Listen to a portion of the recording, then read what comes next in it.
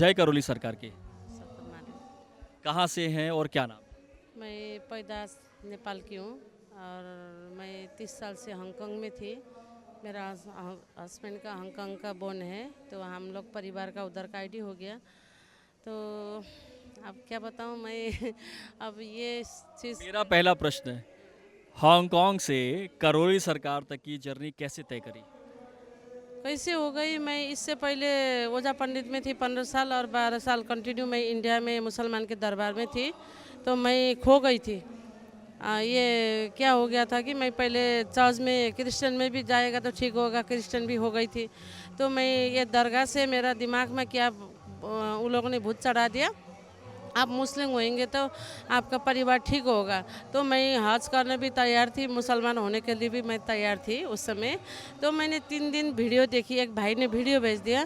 तो मैंने वीडियो देखते देखते मेरा रात भर नींद नहीं आता था, वो वीडियो मेरे फेस में गिर जाता था। फिर मैं उठ के वीडियो देखती थी। मैं एकदम परेशानी में थी। मेरा बेटी बहुत बड़ा संकट में थी कि हमारा परिवार सुसाइड करने लायक हो गया था। हम लोग, मेरे बेटी, दामाद, मैं। ऐसा क्यों? ऐसा क्योंकि जो मेरे बेटे ने 12-13 साल से एक कंपनी में हांगकांग में काम करती थी, तो मैनेजर थी। तो कंपनी वाला ने, मेरे बेटे ने अपना बिजनेस शुरू किया। तो वो बिजनेस शुरू किया, अच्छा बिजनेस देख के हम लोग ने 3 मंजिल का घर लिया। तो वो देख के वो लोग ने थोड़ा शक से मेरा बेटी को कंपनी में किसी ने 2000 का बिल शॉपिंग करके डाला था। तो वो बिल के खातिर मेरे बेटी को उन लोग ने 25 लाख हांगकांग डॉलर वो कंपनी का घाटा नुकसान मेरे बेटी के ऊपर थोपड़ दिया कि तुमने ये कंपनी का ये नुकसान तुमको भरना पड़ेगा। तो मेरे बेटी डिप्रेशन में गई, मेरे दामाद डिप्रेशन में, वो लोग सुसाइड। तो ये फ्रॉड का केस हो गया? फ्रॉड का केस, लेकिन वो लोग ने फंसा गया। अगर वो लोग नहीं फंसाते थे तो पुलिस केस करते थे ना। तो चारों तरफ से लॉयर लाया। तो वो लोग ने 10-15 लोग लॉयर ला के क्या बोला कि तुम ये पैसा नहीं चुकाएगी, अगर तुम मर जाएगी, सुसाइड करेगी, तुम्हारा बेटी भी चुकाना पड़ेगा, तुम्हारा माँ भी चुकाना पड़ेगा। अगर उस समय मैं होती थी, कानून के बारे में मुझे बहुत मालूम था। मेरे बेटी को पहले बार पड़ गई, उसको मालूम नहीं था। तो मेरा दामाद, मेरा बेटी डर गया। तो वो लोग क्या बोला, ठीक है हम पैसा दे देंगे, आप क्या करेंगे। अब उन लोग के पास रास्ता नहीं था। आके मेरे साथ 2-3 दिन बेटी नहीं बताया। मेरा बेटी का कंडीशन नाजुक होते गया तो बेटी सुसाइड करने तक पहुंच गई।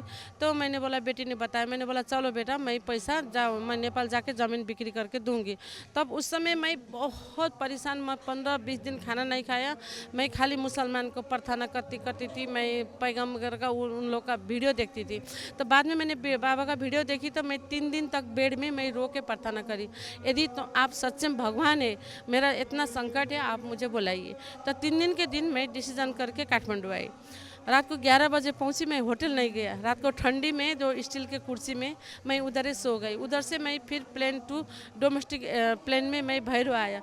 फिर उधर से मैं रात को डर भी नहीं लगा। 10:30 बजे तो मेरा हस्बैंड तो मुसलमान के दरबार में था। तो मेरा ये भतीजा से मैंने उनको इधर भेज दी 5 तारीख को।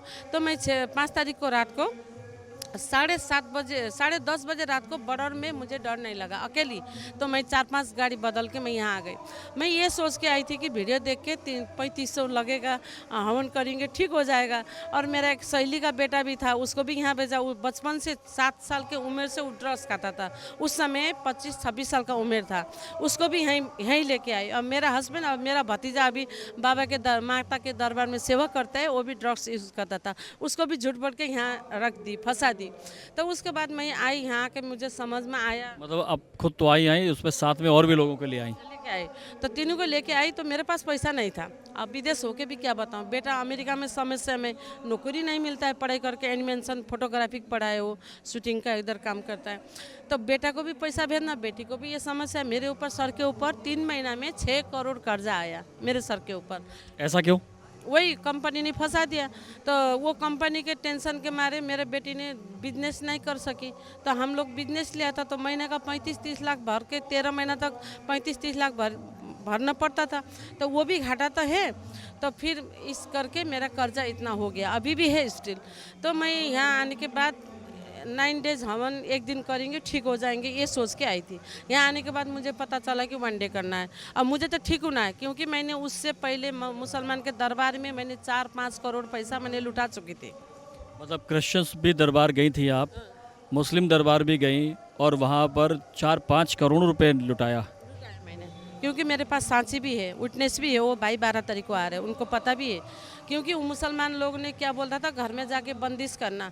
बड़े बड़े दाढ़ी वाले जाते थे मेरे घर में, आते थे 3 लाख 4 लाख 3 लाख 4 लाख 3 लाख 4 लाख ठगते थे। अब मुसलमान के दर मतलब आपके घर आते हैं, हांगकांग आते थे या नेपाल जाते थे? नेपाल में मतलब नेपाल तक आने जाने का खर्चा भी वही लेते थे, सब चीज़ें? पैसा लेता था। इतना बड़ा बड़ा जो उनका जो भाषा में लिखा हुआ खंबा होता है ना, वो पित्तल का, वो घर को बंदिश करते थे, क्या क्या मटका बटका रखते थे, तो वो लोग पैसा लूट लाट करते। अब हमको थोड़ा दिन ठीक हो जाता था, थोड़ा 4-5 दिन थोड़ा आराम होता था। अब मैं परेशानी बहुत होती थी, मुझे भी बहुत परेशानी था, मुझे भी डिप्रेशन होता था। मैं खेत में जाके बैठती थी। मुझे मेरे परिवार, एक लड़की ने मुझे हांगकांग में सिगरेट दी थी मुझे। उसने क्या बोली, दीदी ये सिगरेट पी लो, आपका टेंशन दूर होगा। जिस दिन मैंने सिगरेट पिया था, मेरा खोपड़ी फूट गया था गिर के। उस दिन से मेरा अभी तक नशा नहीं छूटा था। तो मैं खेत में जाके सिगरेट पीती थी, खेत में बैठती थी, रात को उठ के रोती थी, एकदम दिल धक धक धक धक। और मैं गाड़ी में सफ़र करती थी ना, मैं क्या बताऊँ, गाड़ी में सफ़र करती थी, गाड़ी एक्सीडेंट होता था। बाइक में बैठती थी, ऐसे हाईवे रोड में इतना मोटा मोटा सांप आके रास्ता छेकता था मेरा। और मैं रास्ते में चलती थी, बिल्ली। और मेरे जीवन का कहानी मैं याद करना नहीं चाहती। मैं शायद ये दुनिया में मेरे जैसा औरत ने जो भोगा है, कोई नहीं भोगा। मैं अब क्या चाहती हूँ कि इस दुनिया में कोई ना भोगे। इसलिए मैंने जो दुख उठाया, मैं किसी का दुख नहीं देख सकती हूँ। मुझे पैसा का मतलब नहीं होता, मैं कर्जा करके भी मेरे सामने आता है, मैं सबको मदद करती हूँ। और वो मुसलमान के दरबार में भी मैंने मुस्लिम हिंदू को मैंने 5 रुपया ब्याज में, 2 रुपया ब्याज में मैंने पैसा करके सबको मदद किया। मैंने पैसा ब्याज ही ब्याज में लेके जाके, मेरे पास बहुत 1 करोड़ 75 लाख कर्जा हुआ था।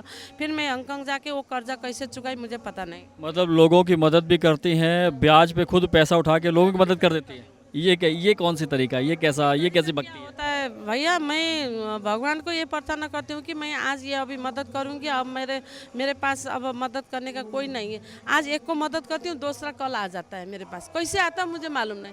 तो मेरा दिमाग में क्या होता है कि भगवान ने मुझे ऐसे ही भेजा होगा, तो मैं पीछे क्यों हटूँ।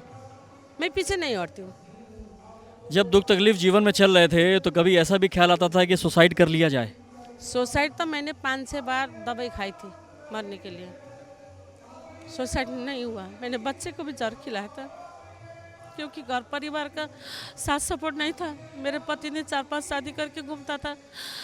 अब पति ने जब अच्छा था, शादी करके लड़की लेके घूमता था, जब कमाने की जगह में गया, पागल हो गया। अब 28 साल से वो होश में नहीं है। अभी ये दरबार रख के 14 महीना हो गया, मैंने यहीं कंटिन्यू रखी हूँ। 28 साल से उसको इलाज करे, उसके पीछे मैंने 4-5 करोड़ पैसा मैंने ख़त्म किया। अब बताइए ना, यहाँ भी तो खर्चा है ना, रखी हूँ। अब मुसलमान के दरबार में कंटिन्यू रखी हूँ, लेकिन उनने मुझे तलाक दिया। 18 साल हो गया। मेरे पति ने अदालत में, उनका भाई लोग ने यही पागल होके इनको सब सिग्नेचर करा के सब प्रॉपर्टी ले लिया। भाई लोग ने, इनका बहन लंदन में है, उन लोग ने ये वीडियो इनके पास पहुंचाए। उन लोग ने मेरे साथ इतना जुल्म किया, क्योंकि मैंने कमा के उनका बाल बच्चे को पढ़ा दिया था, हॉस्टल में सब कुछ की थी मैं एक औरत होके। लेकिन आज वो लोग ने मुझे जो सज़ा, इतना तकलीफ़ें पहुंचाया है ना, मेरे बच्चे का हिस्सा भी वो लोग ने बिक्री करके खाए।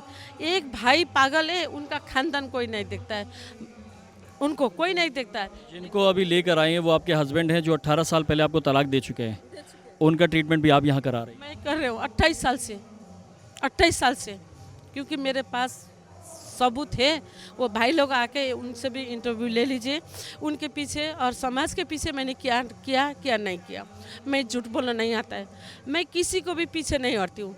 अब मेरा कर्जा था, मैंने ऐसा कर्जा था मेरा बेटी के खातिर, अभी फंसा दिया गया है। लेकिन मैंने बाबा से यही प्रार्थना करी हूँ कि मेरे नेपाल में एक प्रॉपर्टी है, वो बिक्री करना आई हूँ। गुरुदेव ने मुझे ये बोला था, बेटा तू जा, जो न सोचा वो काम होगा। इस बात का मैं इंतज़ार हूँ गुरुदेव से। गुरुदेव पास ये वीडियो पहुँच जाए, मेरा ज़मीन बार पक्का हो जाता है। 8 करोड़ का ज़मीन है, 4.5 करोड़ में पक्का हो गया, फिर कैंसिल हो गया। मैंने बाबा से प्रार्थना किया, बाबा क्योंकि अभी नेपाल का सिचुएशन ये है, ज़मीन बिक्री करना पूरा कैश पैसा नहीं देता है, पहला 50% ज़मीन देना होगा, किस्ता में पैसा देना। तो मैंने दरबार को प्रार्थना करती हूँ, बाबा मेरे को ऐसा ज़मीन बिक्री हो रहा है, अगर मैं फंस जाऊँगी तो मुझे बचा लीजिए। तो पक्का होता है, फिर कैंसिल होता है, क्योंकि उन लोग का नीयत खराब है। अभी भी मैं पक्का करके आया, नीयत खराब है। मैंने एक मन्नत मांगी हूँ बाबा से क्योंकि मेरा ज़मीन बिक्री होगा, मेरा बेटी का समस्या समाधान करूँगी। 1 से 51 किलो घी का लड्डू और मामा बाबा के लिए जो नेपाल से बस्तर और श्रृंगार का सामान, और मैं दुल्हन का जगह सजा के एक बाजा के साथ मैं आना चाहती हूँ। ये मेरा मन्नत मैंने मांगा था। एक आदमी मेरे पास आया ज़मीन खरीदने के लिए, सुनिए अभी ये रियल कहानी है। उसने इतना चकमा दिया, मैंने उस समय थोड़ा मेरा मेंटली थोड़ा डिस्टर्ब था। मैंने एक 3-4 महीने पहले बाबा के दरबार आने के बाद मैंने प्रार्थना नहीं किया बाबा से मुझे प्रार्थना करने चाहिए था, है ना। तो वो आदमी ने ऐसा चकमा दिया, मेरा ये भतीजा का हांगकांग का वीसा का प्रोसेस था, कैंसिल हो गया, ये टेंशन में हो गया। उस आदमी ने मुझे ऐसा चकमा दिया, 3 करोड़ का चेक मेरे पास है अभी भी। 3 करोड़ का चेक दे के 8 लाख रुपये ठगी करके लेके गया। उसने ठगा, फिर मैंने उसको ठगा कि भैया 3 आपका चेक दीजिए, मेरा चेक ख़त्म हो गया। एक आदमी ने बताया उसका चेक ले लो, तो 9,30,000 का चेक मैंने ली हूँ, 8 लाख मेरा कैश ठग के गया। तो मैंने दरबार को एक वीडियो बना के डाली अपने आप रूम में। अब मैं बाबा मेरा ज़मीन बिक्री हो गया, मेरा काम सब कुछ हो गया, मैं बाराती के साथ आ रही हूँ करके मैंने वीडियो बना के डाला। लेकिन वो आदमी मेरा पैसा ठगी करके गया। तो मैंने बाबा माँ से प्रार्थना करी हूँ। परसों वो आदमी मुझे फ़ोन करके, उसको झटका लगा, पैरालाइज जैसा हो गया, यहाँ पट्टी बांध के दाढ़ी वाड़ी बना के मुझे फ़ोन किया। क्या बोलता है कि बहन जी मैंने क्या बोला था, मैं एक दरबार के भक्त हूँ, मैं किसी को बुरा नहीं करती हूँ, अगर मेरे को कोई ठग लेगा तो बाबा नहीं बख्शेंगे। मैंने वो बात उसको बोला था। तो उसको याद आया, अभी मेरे को क्या बोलता है, बहन जी मुझे अगर मैंने आपसे इतना गलती किया, मुझे माफ़ कर दीजिए, मैं सुसाइड करके मर जाऊँगा, तो मुझे बदुआ नहीं देना, बाबा से प्रार्थना कर देना। मैंने बोला किसी के लिए प्रार्थना यहाँ नहीं कर सकते हैं। मैंने बाबा से तुमको मरने का, चोट लगने का, एक्सीडेंट होने का प्रार्थना मैंने नहीं किया, क्योंकि इस समय 8 लाख रुपया 8 करोड़ है मेरे पास, इतना समस्या है। आपने दूसरे का पैसा ठगी करके लेके गया, मुझे फंसा दिया, वो कर्जा था मैंने चुका दी। लेकिन मैंने बाबा माँ से प्रार्थना करी थी। अब वो सज़ा ऊपर वाला ने दिया, अगर तुमका ये कर्म भोग है, मुझे नहीं मालूम, ये तुम्हारा कर्म भोग है, मुझे ठगा। अगर तुम माफ़ी मांगना है दरबार में आके माफ़ी मांग लो, पैसा तो मैं माफ़ी कर लूँगी, लेकिन माफ़ी यहाँ आके मांगो। आएगा बोला, आएगा नहीं आएगा, वो ठगी करके गया। जीवन में ऐसा बहुत होते गया, ठगने वाला बहुत आया, लेकिन पहले से अभी मुझे बहुत हिम्मत आता है। एक चर्चा और आपकी सुनाई देती है, मुझे जानकारी में आई थी कि हॉस्पिटल से लोगों को उठा के ले आती हैं चिकित्सा के लिए, ये क्या है? वो चाचा को 8-9 महीना हो गया, बीमारी हो गया, तो मैंने उनको घर में जाके बहुत रिक्वेस्ट किया, उनका बेटा लोग को, बीबी को बहुत रिक्वेस्ट किया। इतने रिक्वेस्ट किया, मैंने ये बोला चलिए मैं ही करवा दूंगी हवन, है ना, मैं ही करवा दूंगी भैया। वो भैया ने मुझे किसी दिन बहुत मदद किया था, मेरा ज़मीन लीलाम हुआ था, उनने निकाल दिया था पैसा खर्च करके, तो किसी ने मुझे मदद किया, तो मुझे भी तो फर्ज बनता है। और उसने मेरा रियल भैया नहीं है, लेकिन उनने मेरा बहन की तरह मुझे केयर किया, तो मेरा भी फर्ज बनता है। और ये लोग ने, मैं भी परेशानी में था, ये लोग हॉस्पिटल काठमांडू हॉस्पिटल, कितना बुटोल सब किया। मैदानता में 4-5 महीना हो गया होटल लेके। और है वो इंडिया आर्मी का कैप्टन है, उनने कुछ कार्ड बनाया, जो कैप्टन का जो इंडिया आर्मी का, उनका फ्री इलाज हो गया मैदानता में। अब बाकी तो खर्चा होता ना होटल में, बाहर खाना, बाहर से दवाई लेना, खर्चा तो बहुत हो गया। तो उनको उठा लाई यहाँ? हाँ, तो उसके बाद मैंने बोला अब तुम लोग मार डालेगा, अगर जिंदे रखना है तो लेके आओ, अगर भैया ठीक नहीं हुआ तो मैं 50 लाख दे दूँगी, और उसके बाद मैं जितने हवन का खर्चा है मैं दे दूँगी। लेके आएगी नहीं आएगी तो कुछ होगा तो कुछ होगा, मुझे जेल डालना, मैं जेल जाना चाहता हूँ, लेकिन वो ठीक होगा, यहाँ से होगा। लेके आया गाड़ी उठा के, तो मैंने 6 महीना पहले देखा इतना स्मार्ट था, अभी देखा तो पतला, पैम्पर्स लगा रहे, मुख में सिगान रियाल एकदम हाथ में पकड़ के लेके गया बिस्तर में। और मैंने बोला आप नहीं जाइए, अब कल 1 डे करना है, 1 डे बुक कर चुकी थी मैंने। तो भैया बोला हम जाएंगे इधर एक दर्शन करना, उनका मन हो गया, यहाँ आया। दर्शन करने के बाद कल सुबह हवन ही नहीं किया, उसको पकड़ के नहीं लाया, हम खुद पैदल आए। अब ये लोग को ऑक्सीजन देना पड़ता था, यहाँ आके ऑक्सीजन भी नहीं दे रहे, गर्म पानी भी नहीं दे रहे, खांसी भी नहीं हो रहा है, सिगान भी नहीं कर रहे, कुछ भी नहीं। अभी खाना जो भी खाना मिल रहा है 3-4 बार खाना खाता है। अभी उनका बीबी छोड़ के गई कुछ काम से, अभी मेरे पास अकेले है भैया, तो मैं अकेले पैम्पर्स, मतलब पेशाब थोड़ा कंट्रोल नहीं होता है, तो पैम्पर्स खुद लगाते। तो खाना पीना मैं दिन में 3-4 बार, मैं आज सुबह से दरबार नहीं आई, थोड़ा चूल्हा लेके खाना बॉयल बना के खाना हेल्थी खाना खिला रही हूँ। अभी आया यहाँ खाना खिलाया, अभी बोलता है कि क्या बोलता है, इनके कान भी नहीं सुनते थे। अभी बोलता है कि भैया आपको यहाँ आके कैसा लगा। मैं यहाँ आके मेरा एकदम आत्मबल ताकत आया, मैं अब जिंदा रहूँगा और मैं बच पाऊँगा।